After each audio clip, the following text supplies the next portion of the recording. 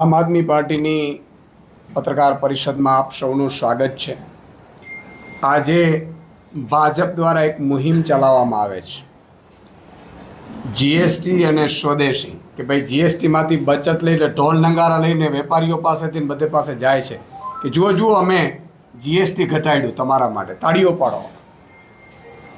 અને સ્વદેશીની વાત કરે છે। મારે એમને બે વાત કહેવી છે। અડધી રાતે 2017માં રાત્રે 12 વાગે જીએસટી લાગુ કરવામાં આવ્યું હતું। જીએસટી લાગુ કરવામાં આવ્યું ત્યારે અધધ જીએસટી મૂક્યું હતું, એ સાબિત થઈ ગયું। ભાજપ વાળા ખુદ કહે છે, અત્યારે એવું કહે છે કે ભાઈ જીએસટી નો ભાવ ઘટાડીને 8 વર્ષ લૂંટ ચલાવીને 8 વર્ષ આખા ગામને લૂંટ્યા, એક એક ગરીબને લૂંટ્યા જીએસટીમાં। અને શું કીધું હતું? વન ટેક્સ વન નેશન, એટલે કે ભાઈ એક નેશનમાં, એક રાષ્ટ્રમાં એક જ ટેક્સ હોવું જોઈએ ને ડીઝલ ને પેટ્રોલ બહાર કરી દીધા। કારણ કે જો જીએસટીમાં ડીઝલ પેટ્રોલ રાખવામાં આવે તો પ્રજાને અધધ ફાયદો થાય, એક એક લીટરે 15-15 રૂપિયા ફાયદો થાય। એટલે એક જે ડ્રામા છે ને મારે ખુલ્લું પાડવું છે ભાજપના, અને પ્રજાને મારે કહેવું છે કે ભાજપ આના ઢોલ નગારા લઈને જીએસટી કે સ્વદેશી માટે આવે છે તો એકવાર એને બે સવાલો પૂછજો તમે। તમારા મારા ગાલ ઉપર તમાચો મારે છે વારંવાર, અને વારંવાર પાછું તમાચો મારીને પછી આપણે તે ઉજવણીઓ કરવામાં આવે છે। તમે જુઓ 8 વર્ષમાં 127 લાખ કરોડ રૂપિયો જીએસટી ઉઘરાવ્યો છે, અધધ જીએસટી ઉઘરાવ્યો છે। અને જીએસટી કોની પાસેથી ઉઘરાવ્યું છે બહુ સમજવાની જરૂર છે। આજે હું આંકડા સાથે આવ્યો છું। જીએસટી ટેક્સના માધ્યમથી 64% એટલે કે 80 લાખ કરોડ ટેક્સ માત્ર ગરીબો પાસેથી ઉઘરાવ્યું છે ભાજપે। કેટલા? કોની પાસેથી?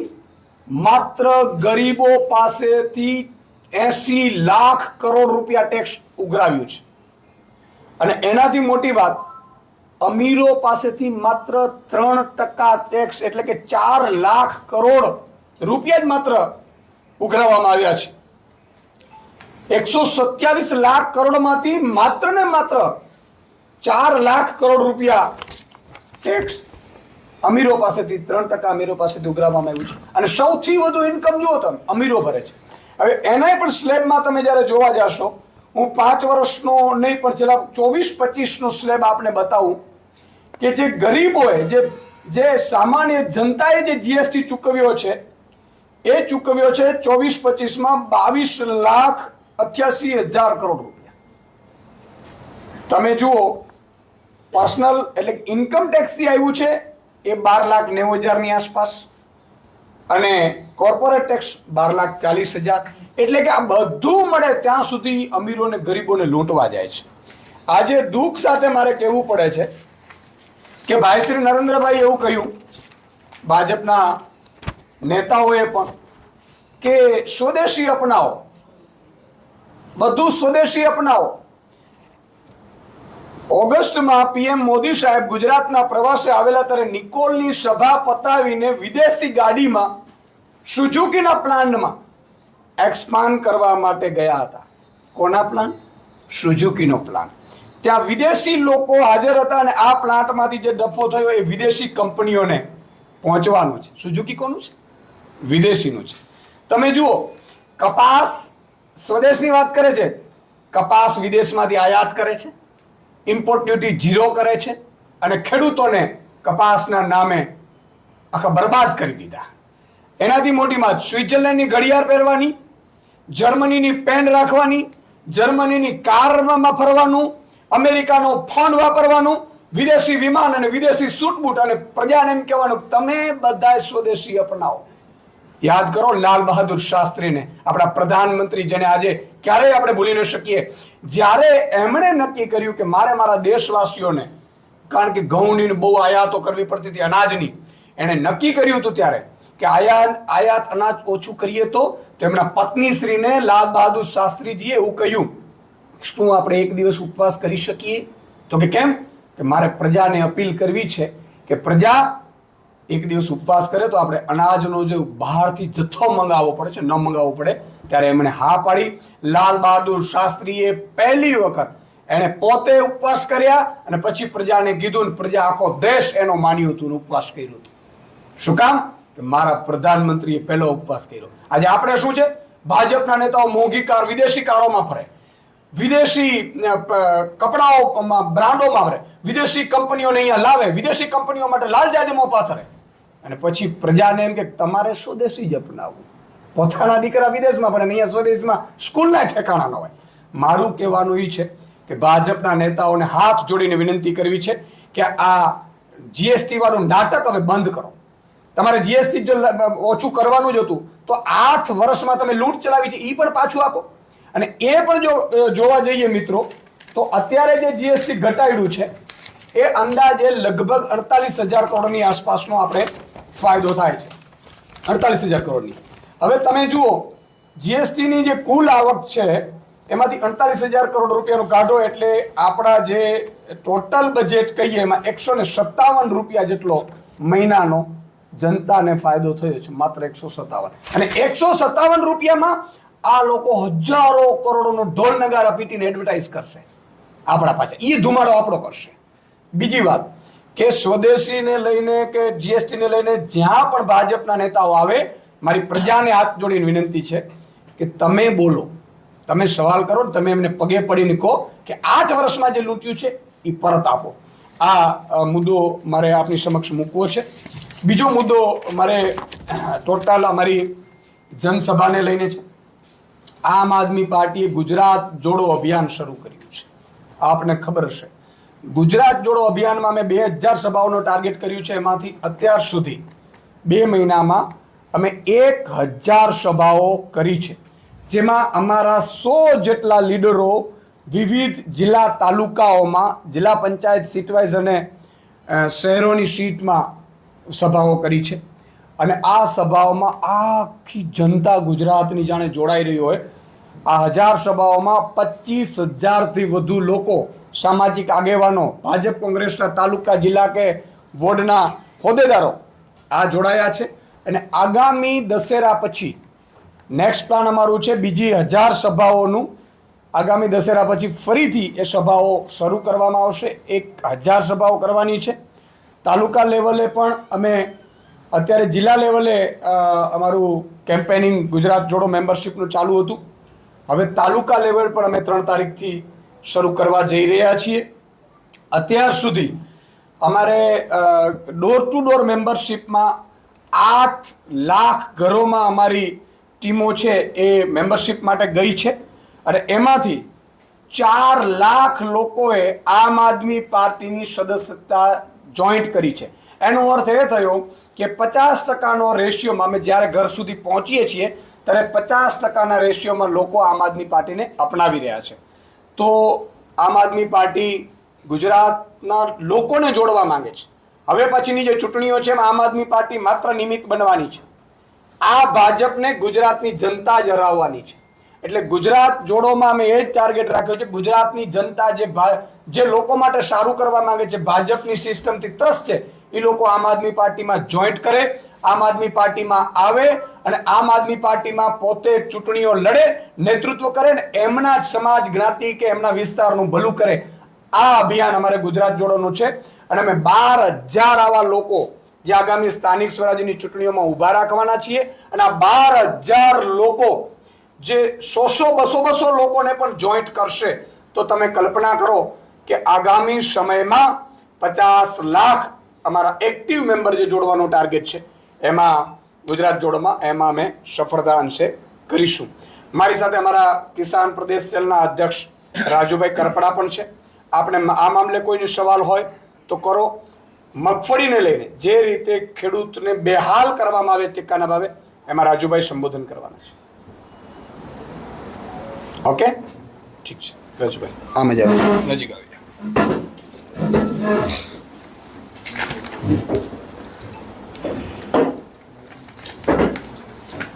બે પ્રશ્નો થશે.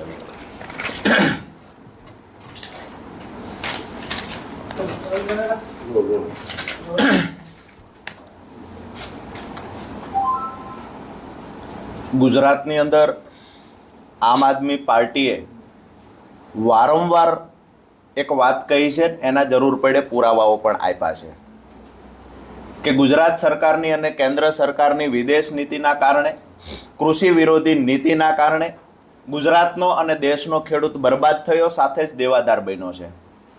એનું ઉત્તમ ઉદાહરણ આપી શકાય તો આ વર્ષે ખરીફ સિઝનની અંદર જ્યારે કપાસની ખેડૂતોએ બજારમાં કપાસ લઈને આવવાની તૈયારી હતી, એ જ સમયે ખેડૂતનો કપાસ બજારમાં આવ્યા પહેલા કેન્દ્ર સરકારે એક નિર્ણય લીધો, તમામ પ્રકારના ટેક્સ નાબૂદ કર્યા અને બહારથી કપાસની આયાત પર તમામ પ્રકારની છૂટછાટ આપી દેવામાં આવી.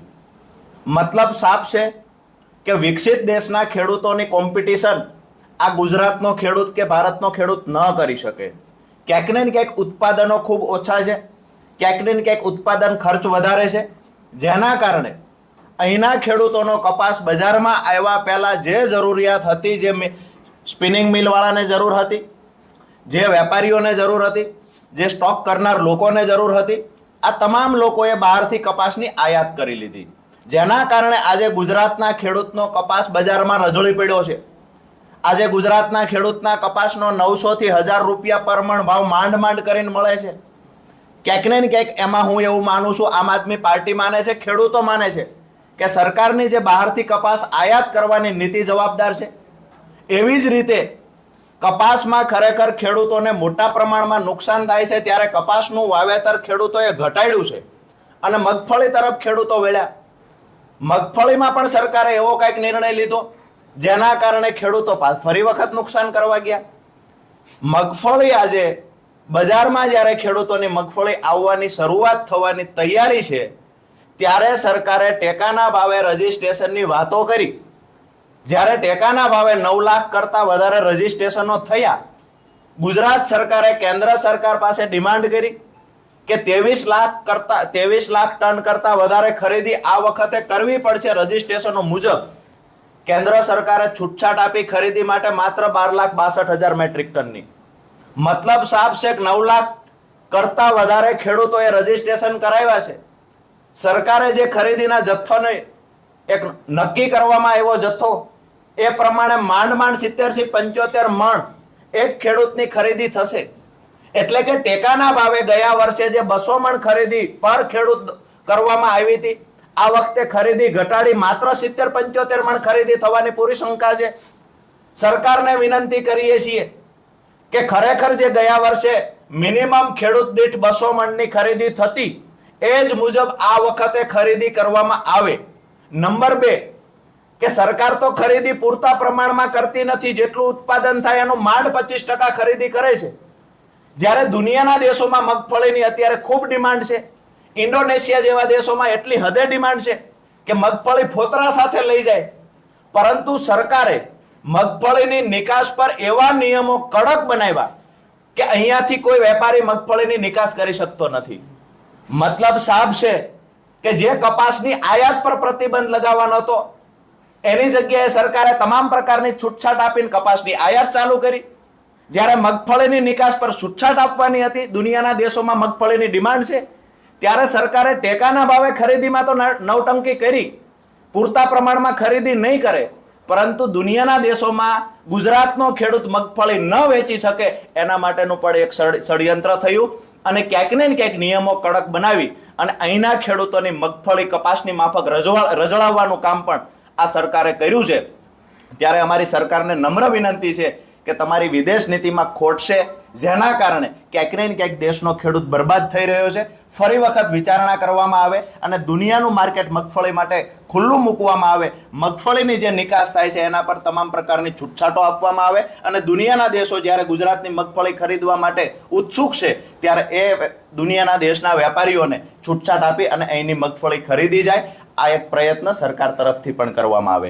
નંબર 2 કે જે ખરેખર અત્યારે આવતા વર્ષથી જે નવા નિયમો સરકાર લાગુ કરી રહી છે, જેમાં એફપીઓ ને સરકાર આજ દિવસ સુધી પ્રમોટ કરતી. એફપીઓ એક એવી સંસ્થાઓ છે કે જેને સહકારી ક્ષેત્રે સરકારે ખૂબ જ સબસિડી આપવાની વાતો કરી. મંડળીઓ પર આજ દિવસ સુધી આક્ષેપો લાગ્યા છે ભ્રષ્ટાચારના, એફપીઓ પર કોઈ પ્રકારના આક્ષેપ લાગ્યા નથી. ત્યારે મંડળીઓને પ્રમોટ કરી એફપીઓ બંધ કરવાની જે સરકાર દ્વારા વાતો થઈ રહી છે, તો અમે માનીએ છીએ કે સરકારે એમાં પણ ફેરવિચારણા કરવી જોઈએ. એફપીઓને ખરેખર પ્રમોટ કરવા જોઈએ. એફપીઓ પાસેથી ખરીદીના સેન્ટરો ઝૂંટવી લઈ અને ક્યાંક ને ક્યાંક મંડળીઓને આપવાનું કામ જે થઈ રહ્યું છે, એમાં પણ ક્યાંક ને ક્યાંક અમુક ભાજપના નેતાઓના મળતિયાઓની મંડળીઓ છે જેને સાચવવાના સરકાર દ્વારા પ્રયત્ન થઈ રહ્યા છે. તો મીડિયાના માધ્યમથી સરકાર સુધી એ વાત પહોંચાડીશું કે કપાસ અને મગફળીમાં જે ખેડૂતો બરબાદ થયા છે એમાં ફેરવિચારણા કરવામાં આવે, પર ખેડૂતે 200 મણની ખરીદી કરવામાં આવે અને 12,62,000 મેટ્રિક ટનની જે છૂટછાટ આપી છે એની જગ્યાએ 25 લાખ મેટ્રિક ટનની કેન્દ્ર સરકાર છૂટછાટ આપે. રાજુભાઈ, થોડાક સમય પહેલા એક ખેડૂત સંમેલનનું આયોજન આમ આદમી પાર્ટી તરફથી કરવામાં આવ્યું હતું, પણ વરસાદના કારણે સંમેલન થઈ શક્યું નહોતું. તો હવે કપાસનો તો એ મુદ્દો હતો ને હવે મગફળીનો મુદ્દો આવ્યો છે, તો આગામી સમયમાં કઈ રીતની રણનીતિ છે સરકાર સામે? અમારું પ્રદેશ નેતૃત્વ અને રાષ્ટ્રીય નેતૃત્વ નક્કી કરશે, પણ મુદ્દાની વાત એ છે કે કપાસની જ્યારે સરકારે નિર્ણય લીધો, કપાસ બજારમાં નહોતો આવ્યો, ત્યારે આમ આદમી પાર્ટીએ કહ્યું હતું કે આ વખતે સરકારના કૃષિ વિરોધી નીતિના કારણે, નિયમોના કારણે, ક્યાંક ને ક્યાંક સરકારે જે નિર્ણય લીધો છે એના કારણે ગુજરાતના ખેડૂતને કપાસનો ભાવ પૂરતો નહીં મળે. આની આગોતરી તૈયારી કરી હતી, પણ વરસાદના કારણે એ વખતે સભા થઈ શકી નથી. પરંતુ મગફળીના મુદ્દે પણ આમ આદમી પાર્ટી રોડથી લઈ અને જરૂર પડશે તો ગાંધીનગર સુધીનો જે કાંઈ આંદોલનો કરવાના થશે આમ આદમી પાર્ટી મજબૂતાઈથી કરશે. સીધી વાત એ છે કે 9 લાખ કરતાં વધારે ખેડૂતોનું રજીસ્ટ્રેશન થયું છે. એ ખેડૂતો સાથે અન્યાય ન થાય, એક વિપક્ષમાં હોવાના નાતે અમારી નૈતિક જવાબદારી બને છે, જવાબદારી નિભાવશું.